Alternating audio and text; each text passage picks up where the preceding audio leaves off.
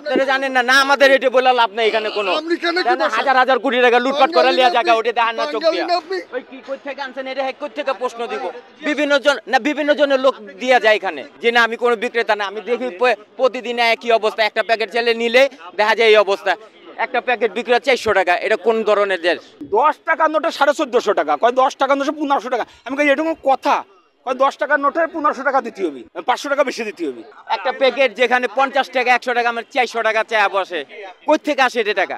100 টাকা বেশি হইলো সেটা একটা, 150 টাকা বেশি হইলো সেটা একটা কথা। 1000 টাকা 500 টাকা বেশি। একটা শখ করে মানুষ, শখের অবশ্যই শখ আছে। আমি নিজেও বলতেছি একটা 10 টাকার প্যাকেট 1000 টাকা যদি আমি 1500 টাকা দাবি করি, আমারই দপ্তরে ধরে মারা উচিত বা আমি দোকানদারে মারতাম।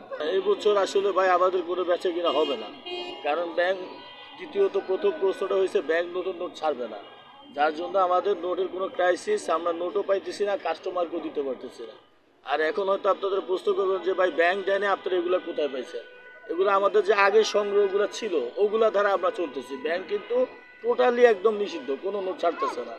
তো বেচা কেনার ভিতরে আপনারা প্রত্যেকবারই আসছেন, এই জায়গায় এরকম ভিড় না, তার চেয়ে তো 3 ডিগ্রি ভিড় দেখছেন, কিন্তু এবার ওই তুলনায় মনে করেন 10 জনের দাম শুনে হাইটা চলে যায়, এটা তো আমার পুরোটা লাভ না। কিন্তু আমি যেই কোয়ালিটিভাবে বেচার দরকার ওইভাবে বেচতে পারতেছি না, 10 জনে জিজ্ঞাসা করে একজনে কিনে। প্রতিবার আপনারাই কিন্তু আসেন, যেই কাস্টমার যে পাবলিক ওই রকম আপনার একটা গ্যাদারিং সৃষ্টি হয়। এবার কি ওরকম দেখছেন?